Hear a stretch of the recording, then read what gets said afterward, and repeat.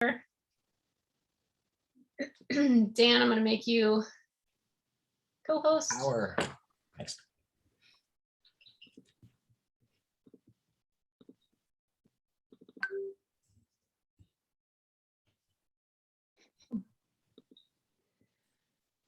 Good morning or good afternoon for some. Welcome to today's webinar. I'm Nancy Easterbrook, Executive Director of Silicon Valley Directors Exchange. We're delighted to have you for today's session, the title of which is Beyond Capital, Beyond Asset Classes, Why the Technology of Cryptocurrency Might Be the Competitive Edge That Future-Proofs Modern Enterprises. We are delighted to be co-sponsoring today's event with ACG Silicon Valley. Our session today will be 1 hour in length. We encourage you to submit your questions via the Q&A feature on Zoom, and we will be recording today's session and have it available on our website afterwards.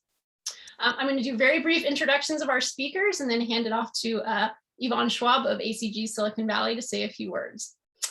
Nick Birnbaum is a partner and analyst at Alpha Sigma Capital, where he oversees the research and portfolio management. Amy Kayaza is a securities, fintech, and blockchain partner at Wilson Sonsini, Goodrich & Rosati, who advises clients on regulatory and transactional matters involving the securities and commodities laws. Amit Pradhan is a seasoned startup founder, investor, and speaker, and currently the president of the Silicon Valley Blockchain Society and executive chairman at Zero AI and Rainfall. Chet Silvestri is the CEO and co-founder of iCoin Technology, a blockchain infrastructure company focused on developing an advanced hardware wallet system for cryptocurrency. And our moderator for today, Dan Siciliano, is a successful technology CEO, co-founder, and entrepreneur. He's currently chairman of the board of the Federal Home Loan Bank of San Francisco, chairman of SVDX, and a fellow at Stanford University. So Yvonne, I'm going to pass the mic off to you to say a few words before Dan kicks off the session. Thank you so much, Nancy. We really appreciate being a part of today's event and are very excited to find out more about cryptocurrency. ACG Silicon Valley is very happy to be a partner of SVDX and hoping to do a lot more events with you guys. And now, Dan, please take it away. Thanks very much. Super excited to do this event. So there's nothing quite like saying we'll cram everything you need to know about the disruptive nature of cryptocurrency and blockchain into 50 minutes or less, but we'll do our best. We've really lined up the perfect panel for this. I'm going to just kick it off with an open-ended question, and along the way, we will periodically interrupt and try to tease out certain definitions if we assume too much in the form of acronyms or just kind of a technology that gets named offhand that maybe those of us who don't necessarily follow cryptocurrency and or blockchain all the time may not follow. So if that happens, by the way, this is a good way to get in the mode of typing in questions. Punch in a question and say, wait, you guys just said this thing. I've never heard that word. What does that mean? And it'll allow us to go back and make sure everyone's kind of caught up and participating in the way we want. So let's first start off by the open-ended question, which each of you might want to weigh in for a minute, which is, give me the thing that you think is the worst of the hype of this space these days. Just a quick example. And then we're going to say, dismiss that. And I'm going to come back with a question that is, what's the thing that you think the average board member who isn't in this space, maybe not even in finance, should be thinking about as these issues are relevant to them? Maybe now, maybe later, maybe in the far future. So the first question is, what's the hype that's driving you crazy? Because I want to acknowledge that up front. I think a lot of our audience members and a lot of folks I talk to every day say, yada, yada, yada, it's all just going to go away. This is way too much hype. And I think it's because certain parts of it are hype. So Nick, I'm going to call you out first, just because I know you kind of live in the world of sorting out the hype from the not hype. That's kind of, if you don't do that well, you don't do your job. So maybe give us an example of what you think is, hype that, we just need to put it out of our minds and just stop paying attention to that. I think, there's a lot of hype around the individual projects, and it's hard to call them companies in a way, but the projects and anyone who has computer code or the knowledge, or you can go purchase the computer code, can print one of these projects. So there's currently 12,000 of these cryptocurrency projects, tokens rolling around. And I think that there's way too much focus on projects when there's not looking at the adoption or what problem are they solving and who are they solving it for. And what's their value differentiator? There's a lot of copycats in blockchain since it's open source. And I think that there's just, a lot of that happening. And you got to really drill down into these questions and look at what the company's doing and what they're providing that's not already out there. And are they adding any efficiencies, and that kind of information. Great. No, that's wonderful. Just because there's a new token or there's a new cryptocurrency or something doesn't mean we should pay attention. We managed to get over that in the evolution of the World Wide Web, right? So in 94, you'd be like, oh, there's a website. That must be really cool. Turns out, no, website does not equal cool and a website does not equal useful. And we got past that. So that's hopeful. Maybe Amit, tell me what you might say is the distracting, overhyped item of relevance these days. Yeah, to me, it's three things, right? One is the idea of, pixelated monkeys, right? Two is the idea of, oh my goodness, what is China going to do, right? And these are all different vectors, right? And the third is the vanity metric that a project raised 200 million, therefore it is relevant, right? And it did it with a coin, and the coin has this magic mechanism of appreciation, and because it appreciates, more coins get created, right? These are three things I think that are massive hype generators, and they do more hurt than harm. Having said that, what I will say is, if you look at all of the cycles we've been through as a tech industry over the last 30 years or 40 years of the cycles, 95% of the initial narrative consumes only about 1% of the actual work done. And that narrative does two things. It does a little bit of damage, but actually what it does is it brings attention, good and bad. And from that, we start creating categories. And from categories, we create ecosystems. So I would say, having said those three things, I'm glad we're talking about them, right? Because there's a lot of building that's coming from it. Yeah, no, that's wonderful. And I just want to spell out what you described, because I think we're going to use it in a couple of follow-up questions.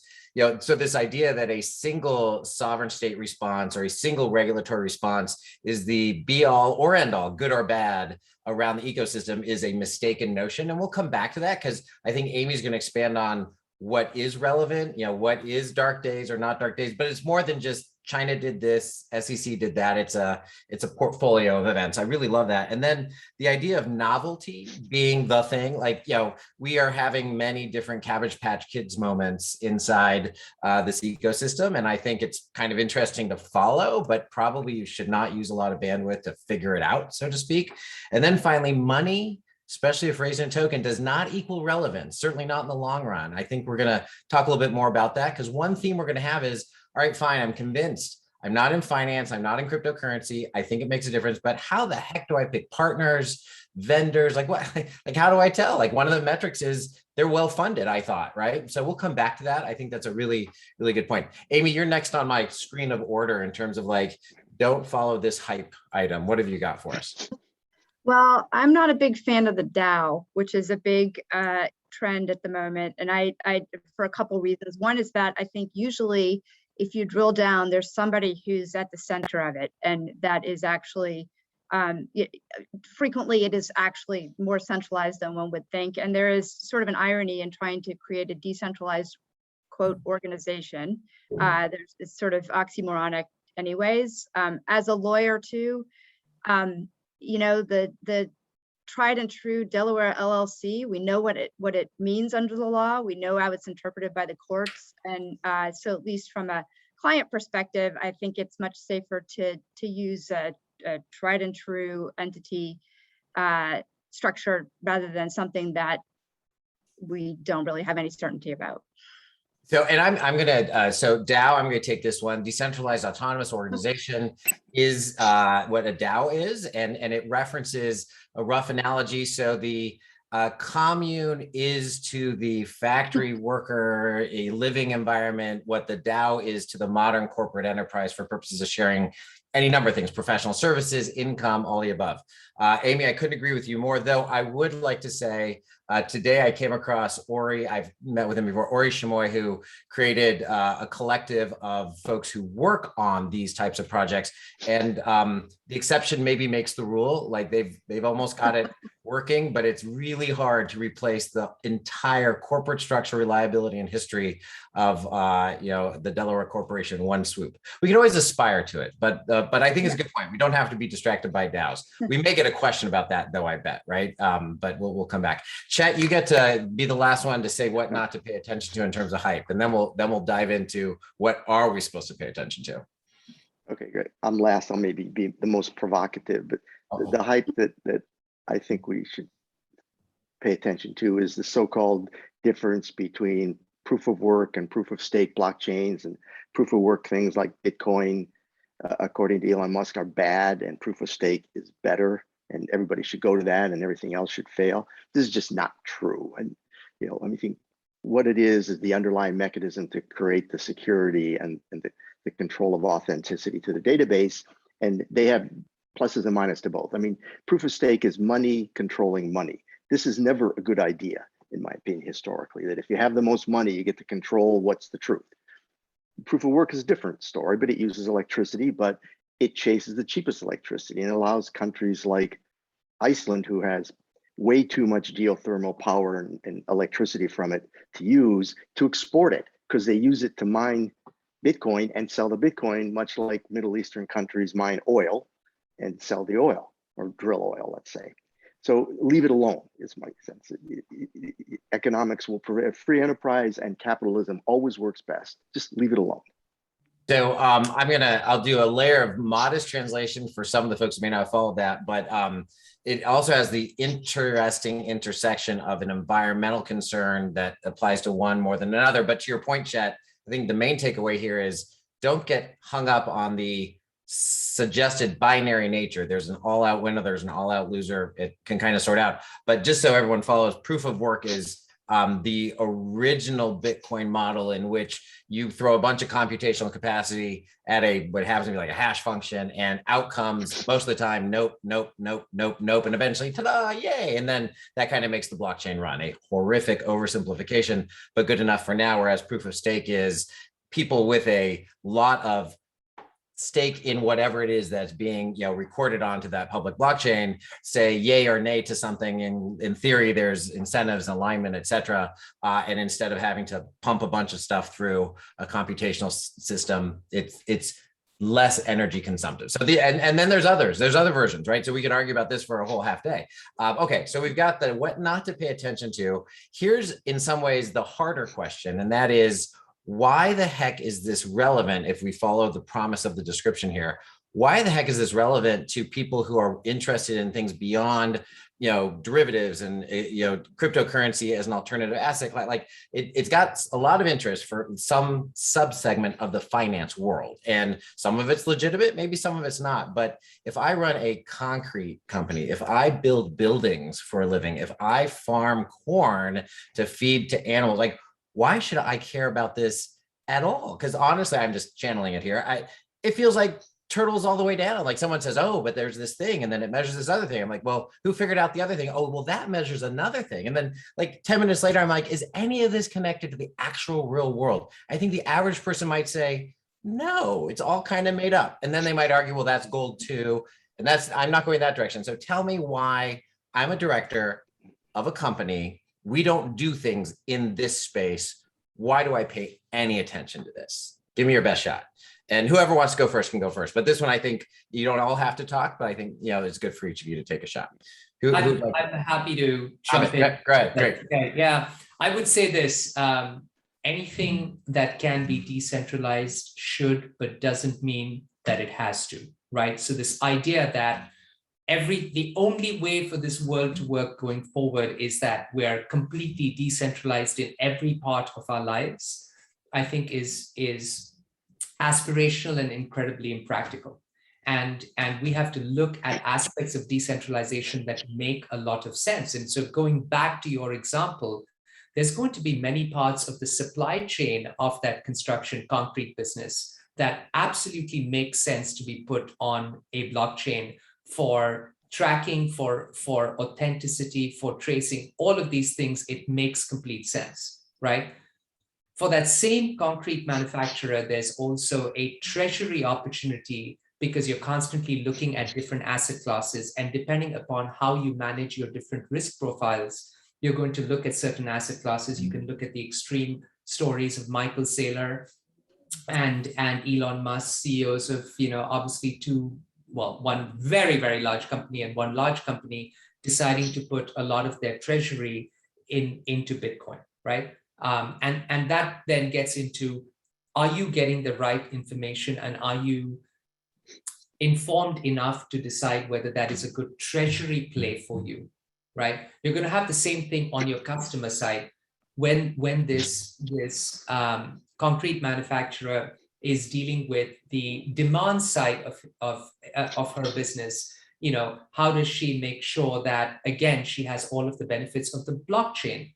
Now, none of this means that she needs to be dealing in cryptocurrencies, right? And that's the important part that I'll finish up quickly by saying, think of this whole world of decentralization that we're talking about in 3 layers, right? The layer that gets all of the attention is, oh my God, Bitcoin is 60,000. A lot of people got rich and we missed out. Like, that's just, again, goes back to that 95% of the oxygen in the room is consumed by that narrative, right? And then, someone developed a token and raised 400 million. And then, Amy had to figure out how to, get them, out of, legal trouble with the SEC or vice versa.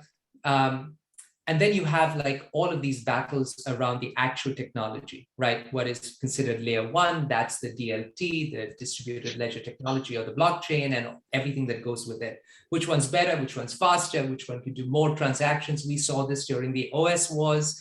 We saw this during the app server wars. We didn't have winner take all, but we had, winners, right? But the part that's really interesting is, why decentralization? Where did this actually come from? And it came from the idea that, if you live in authoritarian regimes or where there's hyperinflation or collapsing currencies, talented young youth, Argentina, Venezuela, Eastern, the erstwhile Soviet bloc, that's where you get the oldest by time spent cryptographers. That's where a lot of the genesis of this began. And that's where you start looking at, why do we need this? Right? And you take the simple use case of identity.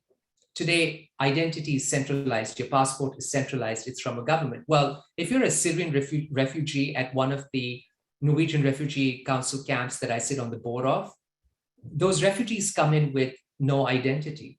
And even if they came in with a passport, you couldn't verify it with an administration you don't recognize. Putting identity on the blockchain, very few people can argue with, right? Get away from whether Bitcoin is a valid asset class and whether you should invest in it or not, or whether that concrete manufacturer must use blockchain, right? That's the approach that I would take. Let's be pragmatic. There's an aspirational side to this, and there's a logical side that we can put on a timeline and take the benefits of that timeline along the way. So let me, I'm going to call on Chet to do a couple definitional level setting items for us in a second. So Chet, I'm queuing you up, but let me connect that to the folks who aren't really doing anything in the space right now by saying, you just described identity as a long-standing challenge for everybody in many different ways, sovereign states, individuals, everybody in between. And you outlined a possible solution that's pretty robust using blockchain.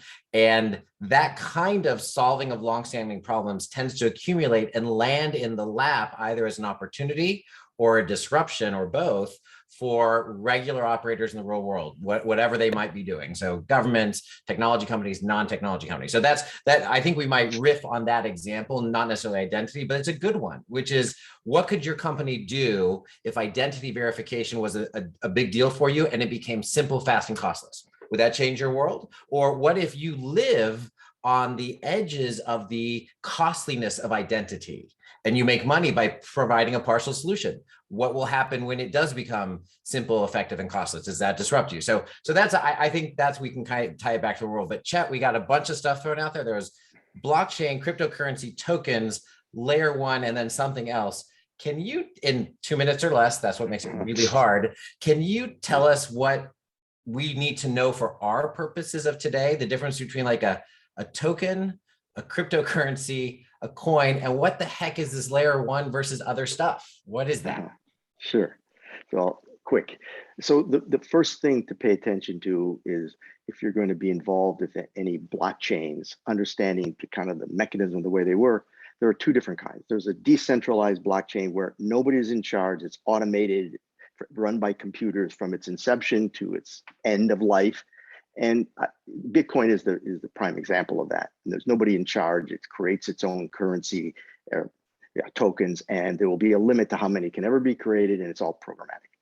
Ethereum, we call that permissionless in one way of describing, right? Permissionless. Okay. I'm just throwing out the word in case in the industry, they call it decentralized versus centralized.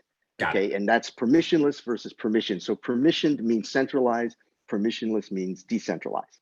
Great. Permission blockchains, where somebody is in charge and controlling the basic token, the creation of it, the removal of it, the control of it. But it does trade on a blockchain, so it's automated. So voting is a good example. I could have a token issued to me by the US government that is my voting identity, and my votes would all be counted automatically when it goes into a computer system. There'd be it's a settlement and clearing kind of process. And it's very useful for that, but it's fundamentally different from somebody not being in charge, and you can't control and you can't create more of it.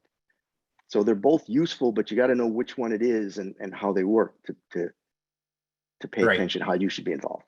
And I'm going to come back to the layer one, layer two thing in a minute, because we don't need it to pull Amy and Nick into this example. I'm happy to have you answer the first question that we posed, but I'm also happy if you want to say, what is the thing you think, I guess the same question really, what is the thing you think that is more urgently in front of operating companies as a potential disruption that's coming from this space for their purposes? And Amy, I'm happy to have you go next, though. If you want Nick to go first, that's fine, because I have a bunch of questions about what will the SEC do as follow-ups to all these questions. Do you want to go? Do you want to take a stab at this? Because I know we pigeonhole you as the lawyer, which is completely unfair. You're actually, I think, a sophisticated crypto thinker. So want to take a stab?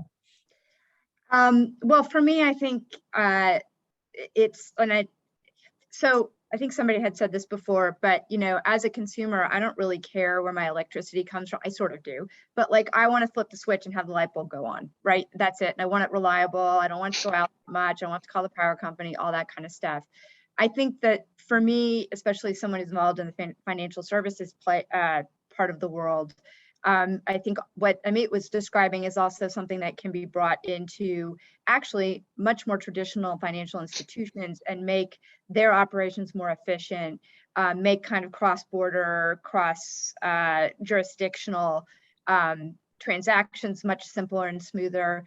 But I see that as really being something, it's integrating kind of those traditional institutions with this new technology rather than fundamentally replacing them and saying, we don't need them anymore for a variety of reasons, which I can talk about in a minute because I don't want to go too long here. But I think it's that technology, and again, as has been said, otherwise not Bitcoin or Ether or any sort of particular asset and its value that's going to really be potentially transformative about the technology. Right. Yeah. In a way, again, analogizing, it wasn't the websites themselves that were interesting. It was what the transactions that they facilitated. So, it's kind of channeling an economist viewpoint. Once upon a time, to peruse product offerings, you'd either have to get and look through a catalog, which was or wasn't as satisfactory as or go to a store. Fast forward into a full-blown e-commerce world with additional technologies, but at the very least, you can go to a website initially and review and make decisions, then ultimately purchase and buy, which you couldn't even do on the catalog side, of course. And so the transactions cost for transacting, for doing things, dropped. And that, Amy, maybe that's kind of what you're saying, which is the average user, they're not interested in the underpinnings. They just want the water to flow when you turn on the faucet, electricity to go when you flip on the switch, and the reconciliation of money that you sent to your aunt to happen, right? In a nice, easy, clean, verified way. And and how it happens is less relevant. Yeah. So Nick, with that in mind, like what I know you're sort of paying attention to the cutting edge, but is there anything on the cutting edge that you think is going to circle back around and be like dead center for everybody, not just tech or finance or crypto?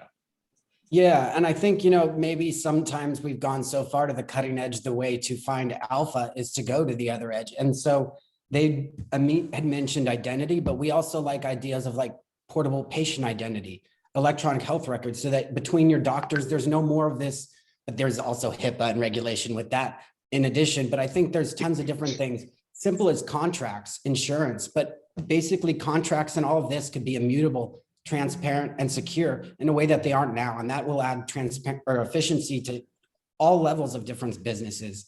And that's just like a tip of the iceberg. And I think that crypto is very good about crowding around certain ideas like gaming or decentralized finance, but like that sometimes makes us miss the forest from the trees, so to speak, that we're not seeing well what's actually going to matter at the end of the day, because most consumers don't care how their Instagram works or how their Robinhood app works, right? They made money trading a stock. They're very happy. It was easy, a few clicks, bam. They don't want to know the underlying and the underpinning technology. But right now it's actually a lot of technologists and a lot of venture capitalists who are just arguing about whose technology is better, when it really won't matter. It's whatever wins may not be the best at the end of the day. It may just be who has the most traction and the most adoption.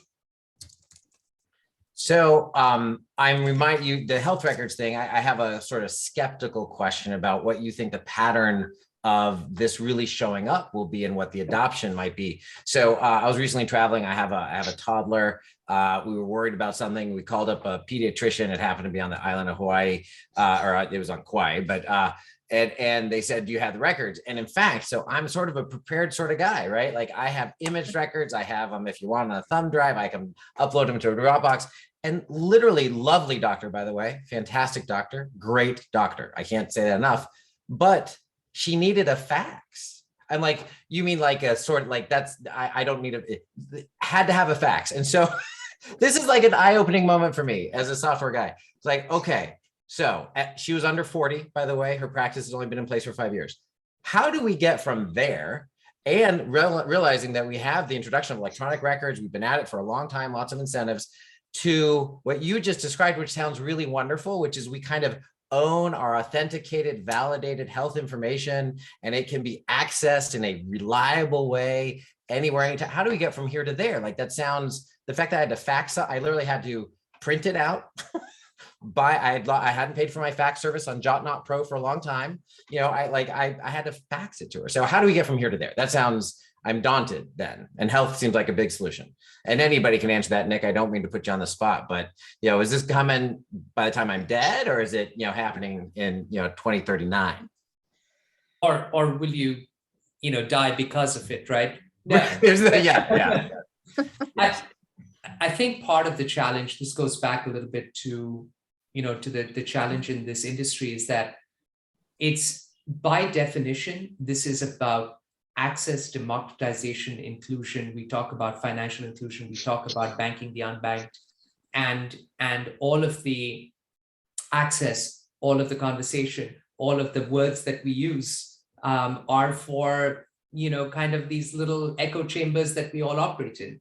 And because we're not doing a good job of being able to create that translation, both in terms of language, but also in terms of, you know, I think, Amy, you mentioned that earlier, you know, if we're going to be making available crypto wallets for the unbanked, already this is not going anywhere, right? Because they don't know what crypto is. They don't know what a crypto wallet is. You know, if you don't have the privilege of shelter in the streets of Mumbai, in which safe again are you going to put your passphrases, right? Like, until we can get to a point where even the product design speaks the language of the next billion humans, because that's who we're trying to build this entire space for, then we're not going to start getting to that point where that doctor who is, you know, clearly a millennial, but is using a fax machine, is going to see, you know, a friction-free, culture-resistant deployment of, you know, HIPAA on, you know, on health records on chain, right? But the reality is that we're seeing a big shift, right? We saw the first phase was just about it's a wild west. It's creative software engineers doing cool, fun things with a new toy they've found. Then we've seen the battle for, you know, whose blockchain is better, faster, leaner, prettier, has raised more money. And now we certainly at Silicon Valley Blockchain Society, we see entrepreneurs who are solving problem A, problem B, problem C, and really looking at, you know, who it's for, how it can be done. The what is almost irrelevant, right? Because even 30 years ago, if someone pitched you, Dan, we're an HTTP company, you'd be like, what does that even mean, right? It's sort of like someone pitching you a blockchain company around, right? Great. By the way, you mentioned two things. A wallet. I think most people understand what crypto wallets are, but they may understand in a simple sense of, you know, the way in which a software construct, or it can be hardware too, in which you hold your crypto in different ways. But you mentioned passphrases. I just want to make sure people understand that that's kind of the keys to the kingdom for the purposes of your access to crypto, right? So your wallet can be, if it's physical, either destroyed, but then you can go back to it and you can access it. And hence the hiding of passphrases, a obsessively weird space in which people really go down rabbit holes as to how to save and hide and make permanent their passphrases. I'm intrigued. There's a whole industry that's cropped up about, like, you know, how to print them on metal and hide them away. But anyway, so I just want to make sure people got that reference. I'd like to ask then maybe Nancy, I want you to run our poll real quick. And then I'm gonna maybe go down some of the questions we had highlighted earlier for both Amy and Chet, and then we'll come back around. But just curious as to what people's, you know, sense is on this. You know, how much do you think blockchain, cryptocurrency, or similar technologies will disrupt your current company or company? So this is just a disruption question. You know, is it? You might say, listen, despite all said, it's just not going to make much of a difference, or some, or a lot. So we'll give it a couple seconds. We've got, you know, a bunch of people answering. Maybe they're abstaining. We'll give about 5 more seconds. Once we get to like 45 or so, we'll call it. All right, that's pretty good. All right, so let's see what we got. Can everyone see that, Nancy? I think so. Okay, we can. I know I know we can. So okay, so not at all. 13%. All right, limited amount. So that's people willing to give us some credit. It's like, all right, maybe, you know, something.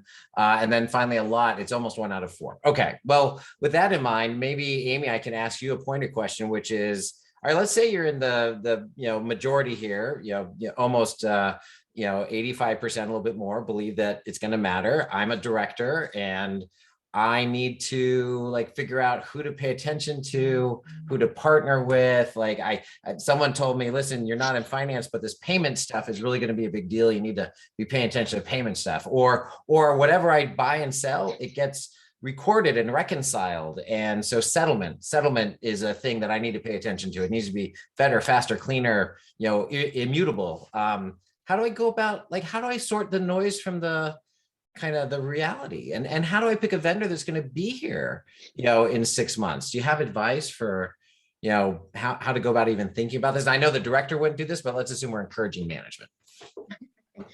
So, you know, one of the key, and again, I'll be the lawyer here, but one of the keys for me is really that when you're dealing in finance, you're dealing in a highly regulated space, right? And there's a reason for that. You're dealing with people's assets and their money. There are lots of great actors in the space, but there are a lot of people who will steal your money. And that's why there's a lot of rules and registrations and all kinds of other things involved in the financial sector.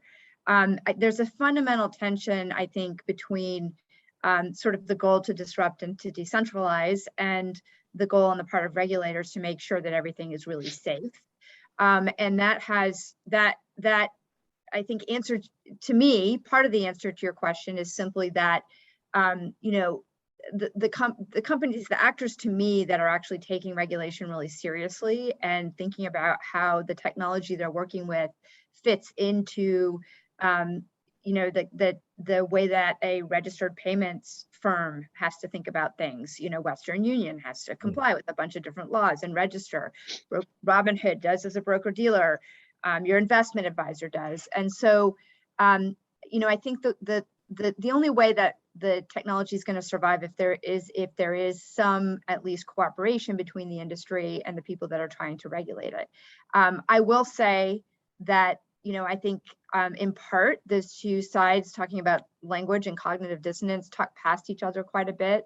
I work a lot with the SEC. The SEC thinks that has been crystal clear about how it thinks about these issues. I would say the industry does not think that. And it's in part because they're using different words and different concepts and start from very different places.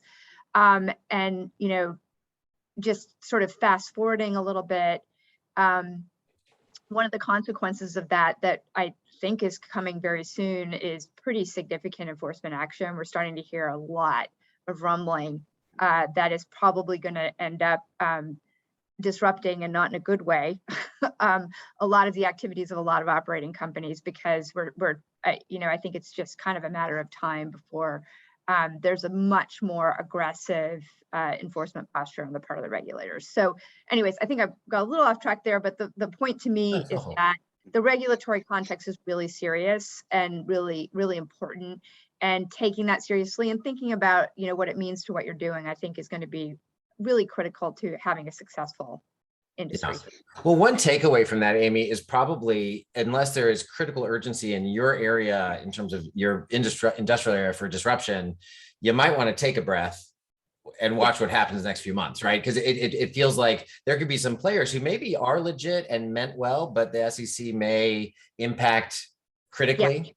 Yeah. And so maybe it is often not always good advice in a fast changing dynamic to not be the first one in. Let's see what happens to others who go partnering. And one other thing that you referenced, which I think is relevant, is this idea of naming. And so I want to postulate that the industry of cryptocurrency, blockchain, and decentralized finance as a whole really did itself a disservice in some ways by trying to, and this is my take, sometimes pretend it wasn't engaged in something related to securities trading, right? So you can literally make a list of all these names, like staking and et cetera, and you have the traditional finance stuff that it directly correlates with. And so a lot of stuff is what strikes me as a securities token. It is a much more efficient, by the way, much more parsable, lower cost of transaction. It's got all these wonderful features, but it's a security, right? So, and I think that has created some problems. So maybe a quick follow-up question to anybody about that, which is,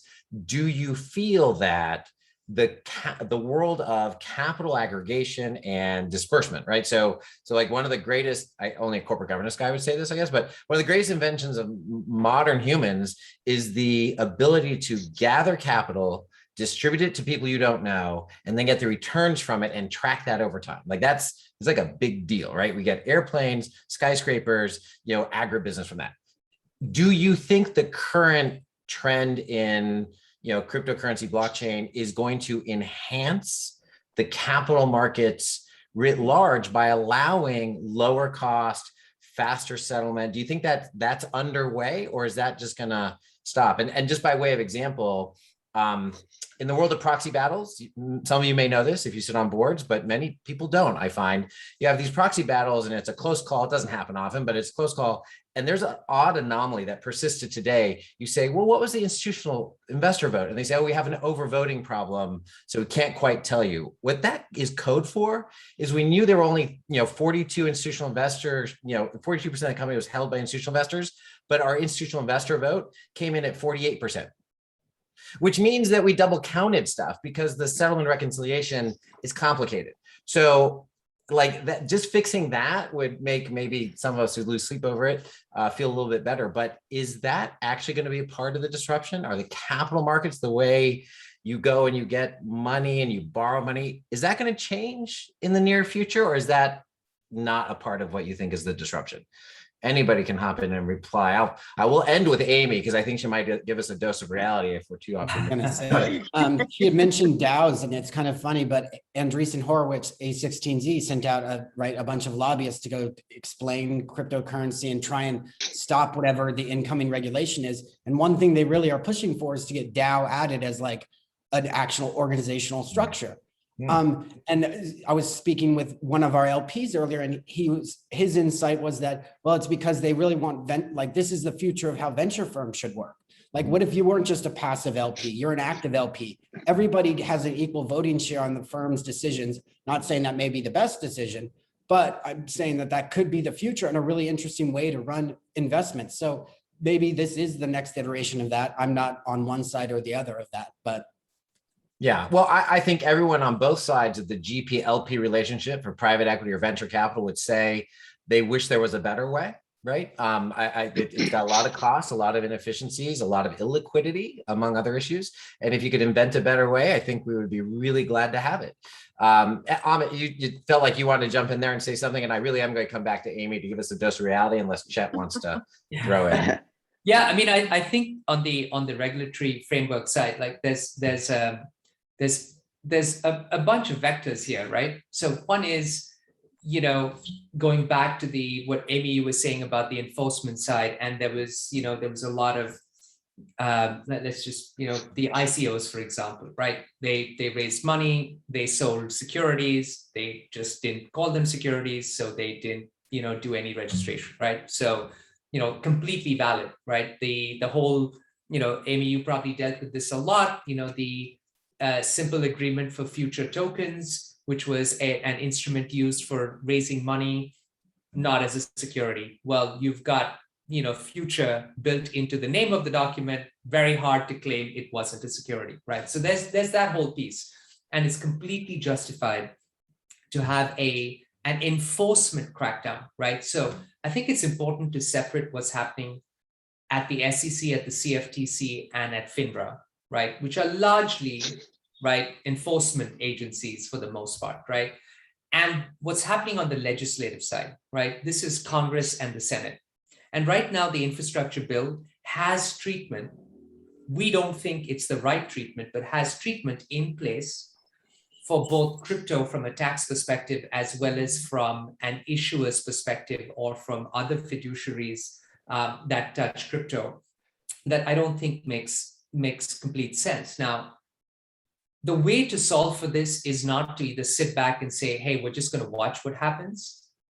If you're a manufacturing company, perhaps, right, you're the director of a manufacturing company, you're going to say, if we were thinking of issuing a token as a way for all of our tier 2, tier 3, tier 4 suppliers to be able to get trade financing, right, on decentralized finance, sit back and wait and watch, right? If you're in the industry in any way, shape, or form, this is our best opportunity to actually help legislators think about what can be done, not the Wild West, but what can be done and what best practices we can do, so that we're going in and saying, look, we don't want to shoot from the hip. We don't want to have a Wild West of ICOs and take your pick of whatever. But at the same time, if you're not thoughtful about it, what you will do is you'll end up stifling future revenue and you'll stifle innovation.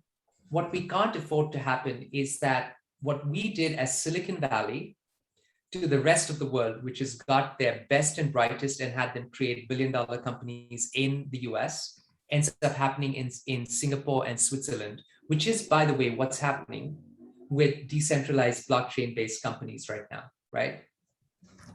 Yeah, well, that hits close to home for us, right? So we have two wonderful faculty members at the law school, Joe Bankman and Barbara Freed, and Sam Freed Bankman happens to be well informed about all these things, access to the brightest minds in law, contracts, and securities compliance.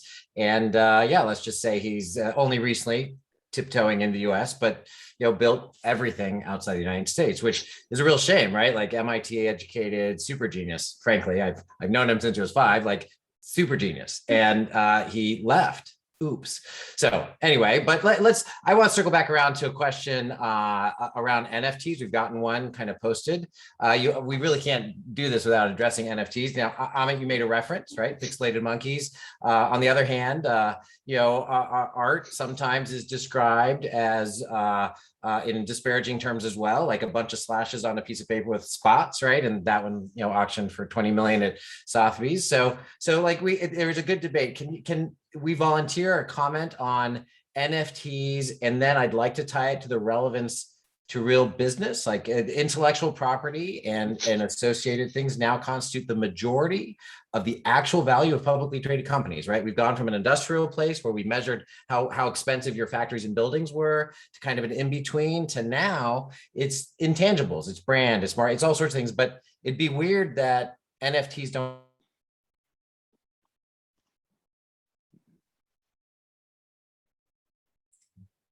Did we all lose Dan for a moment there? We did, I think. we He's did, frozen. yeah. He should be back. Yeah. Or maybe he needs to disconnect and come back. As Dan gets back, maybe I'll quickly volunteer a answer to the first part, right? So NFTs, non-fungible tokens. Don't have a little bit to do with that in the future, Oh, or not. back. So Yeah. someone volunteer, and Chet, you've been very quiet. Sorry, that's Here we go. yeah. Pay extra for super solid connectivity. So NFTs, someone volunteer, and I was calling out Chet. Sorry. Okay, sorry. I'll answer it. So yeah, NFTs, are talk about they're the most hype probably in the whole industry today. It's exciting. It's kind of fun. Are they super critical? Are they must-have disruptions? Absolutely not. They're just another way of doing things. Is it going to be stoppable? No, because too many people, whether it's CryptoKitties or the Nintendo, the virtual reality stuff, people want to have this stuff. It's fine. But as a business must-have, major disruption in the world, I don't see that happening yet with any of these things anytime soon. It's just an interesting technology that you can create because you have blockchains and the ability to create tokens. Any other thoughts or observations about that? I would say that in entertainment and gaming and that kind of stuff and sports, it can help disrupt that.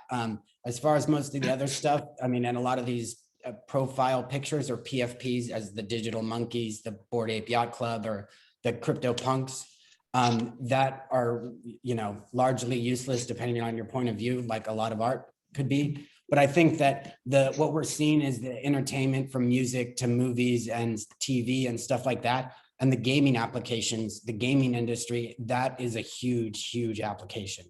And that's where, if you're not in those, then NFTs probably won't matter too much currently. But yeah, there's still the issue that NFTs could be also considered securities. And I wouldn't, it's hard to argue not, because they have secondary markets and people hold them for the price appreciation.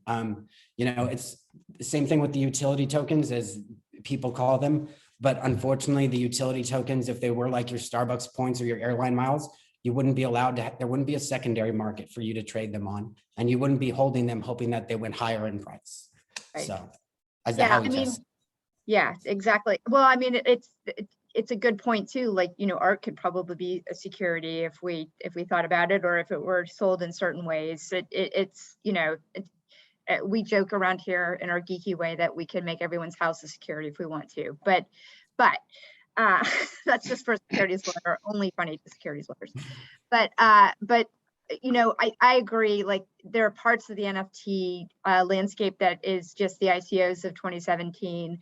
But there are parts of it that I think are more promising and interesting. And we have some clients that are thinking about using NFTs as really a marker of real ownership, and so they're used to trade actual goods and services. So they are sort of non-fungible in the sense that they are associated with my pen, not really, but and if I want to sell that, then this is a way to kind of use that economic ledger, the distributed ledger, to engage in those kinds of transactions as potentially in a secure way. Now, query whether you don't own I have to send you my pen, like if it's a real object, and so it's a little bit more complicated than I'm making it out to be. But I do think that there's there's validity to the idea that even though I might not care whether I have a pixelated monkey, there may be something there that eventually changes the way that commerce is done in the supply chain and identity chains and all those kinds of things as well. I know. I mean, go ahead. Yeah, please. No, please go ahead. I was going to say, just to add to that, right? If you think about it in terms of the opportunity going forward, we've classified physical assets in every way, shape, and form we could, right? And then we actually created really interesting derivative markets and value on top of that. So Amy, to your point, is that house and NFT is not as important as the mortgage is indeed right? That mortgage is actually a security. And while that mortgage might be for $1 million, if you're in San Francisco, I guess that buys you a studio nowadays, I don't know. But we look at that and think of that as the end all and be all of that product. And actually there's probably 10 million of derivative product on top of that mortgage, right? So there's a huge opportunity going forward where I think there'll be the derivative built out of the NFT, right? So I buy art and I might find the pixelated monkeys valuable, and art is just that. It's in the eyes of the beholder. It's my perception. If someone else wants to back me up on that, they might want to buy it from me, right? Who are we to judge? But my ability, it's not just the creator economy or the investor, the value investor economy. If I want to support LGBTQ or Black Lives Matter or whatever climate related art or artists, my ability to now do it, even when that's not available at my favorite galleries or I can't afford to go to those galleries, is what NFTs have enabled for the creator economy, right? But if you think of the bigger, broader picture, we have securitized almost all of the world's physical assets. And yet, every time we take we put a foot down, we don't just put it on physical land, we're generating a digital footprint for it, right? We're starting to head to this virtual representation of our physical lives as well. And so you can start thinking even practically, what are the things that we can start to create into assets? And if we want them to be traded fairly with provenance built into all of the creators of whether it was a video or a piece of art or a music file, then NFTs are leading the way to help solve for that in a fair, equitable way, and the derivative markets that we can build on top. So we can look at the pixelated monkeys now and it gets some attention, like I was saying, but there's a whole massive industry that's going to be built from here, and it'll have to be built in a responsible way, including from a legal regulatory perspective, where we're going to have to think of them as securities and what that means of how we build and implement and buy and sell. And I have a follow-up question that's I'm going to ask Chet or Amy to start with on what you might be the analogy to greenwashing, where you claim to be green, environmentally oriented, but you kind of just say stuff and you maybe don't do it. You have sort of a crypto blockchain washing, which is, oh, we're very blockchain oriented, but how do you tell that something really is going on? To your point, Amit, which is in the artist space, NFTs and similar innovations could enable a much less costly, these things are all theoretically possible, but to execute on them is very hard in the current environment, but make it much more possible to have follow-on royalty sharing, right? So a piece of art sells and it sells again, that sells again, that sells again. You can have a piece of that stream, and that could alter the way in which visual artists are compensated. And you could create that, like you could get Wilson Sonsini and Amy to work and figure out the contracts and follow it around, and but it just sounds overwhelming on the face of it. But an NFT, we have infrastructure that. But so that kind of innovation, that sounds like that's a real thing. But maybe to Amy and Chet, how do you tell when a company, either because you're going to patronize them, you're going to partner with them, you're going to use them as a vendor, when they say, oh yeah, we're really moving quickly into blockchain, we're innovating, we're decreasing costs, how do you tell if that's real? Like, how do you sort out like they're really doing it? And I'm asking because we've seen scandals of the sort on the ESG side. Like people say, yeah, that's a big thing, we're doing it. You see it on pure environmental side, not just ESG. How do you sort that out? Do you have suggestions for us about how to understand that? Well, I'll start if you want. Thanks. So I think the first thing I look at is, what do they really do? You have to be very specific.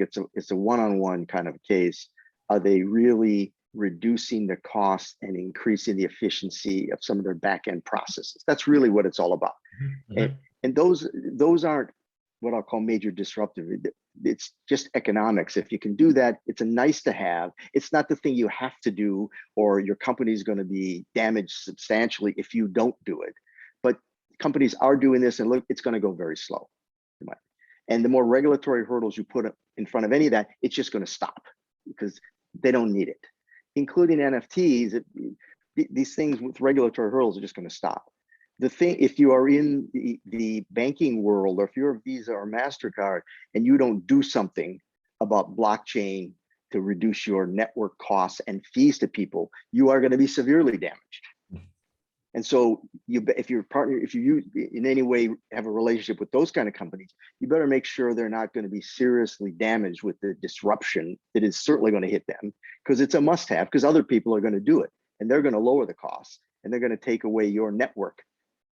Yeah, good point. Your current vendors who might be disruptees should also be, if you have critical vendors that are on the receiving end of this innovation disruption, you might want to pay attention to those too. That's kind of ongoing. That makes great sense. Amy, what about you?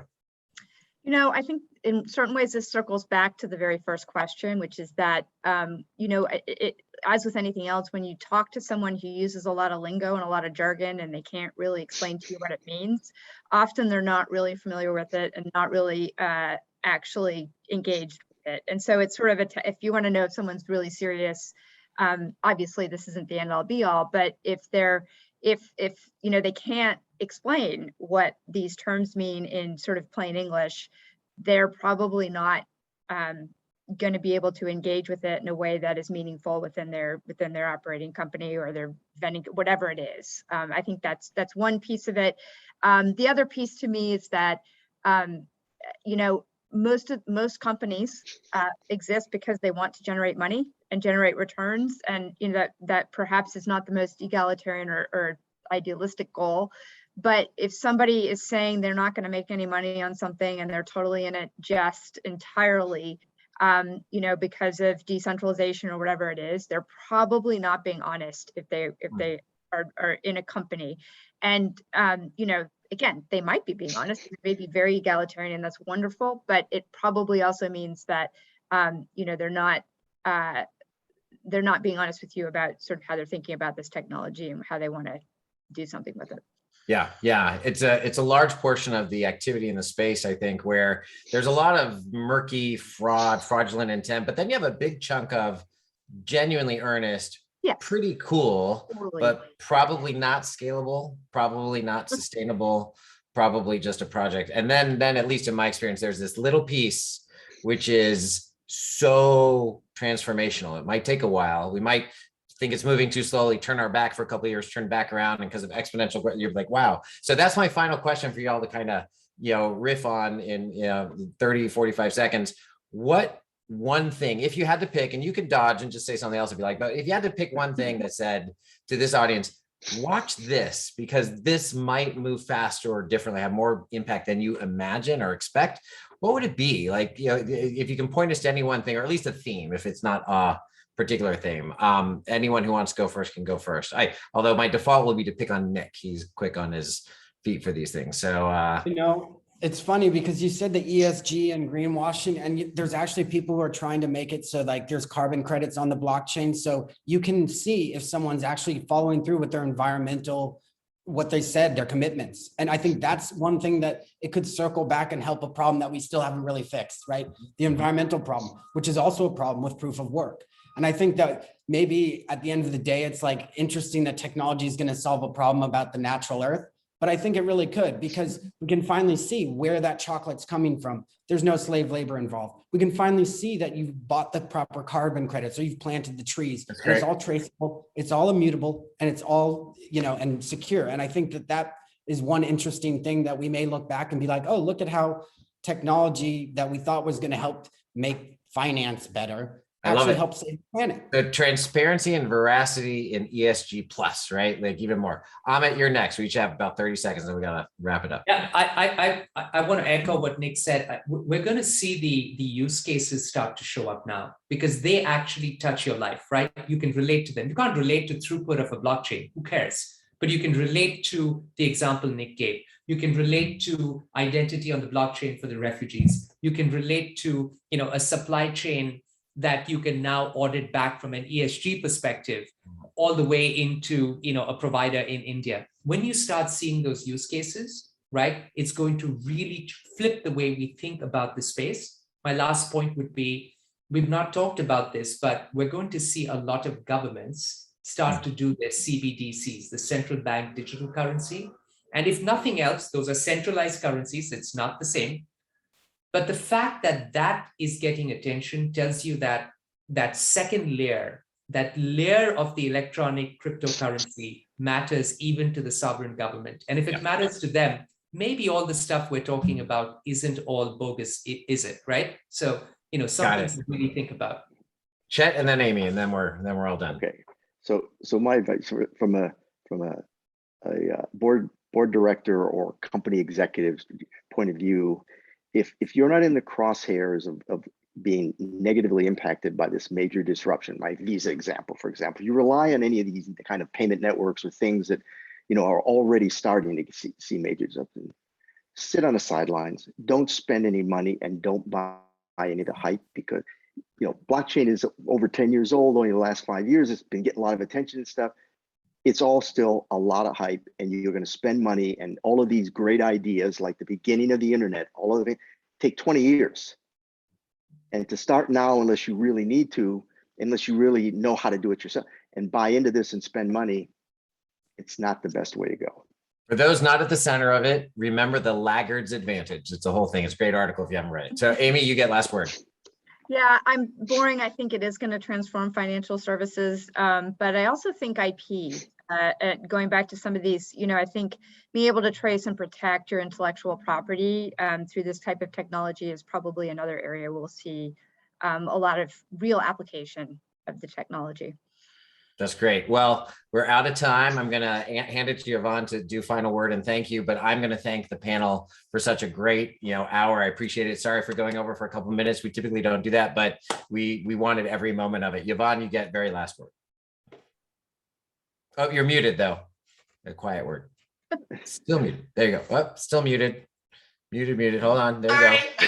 I second that. Great discussion, great panel, very interesting and informative. Really appreciate all the input.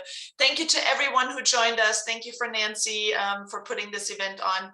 And we'll hope to see all of you again soon. And the recording will be available shortly. Thanks again, everybody. Thank you. Bye-bye. Thank you, Dan. That was wonderful.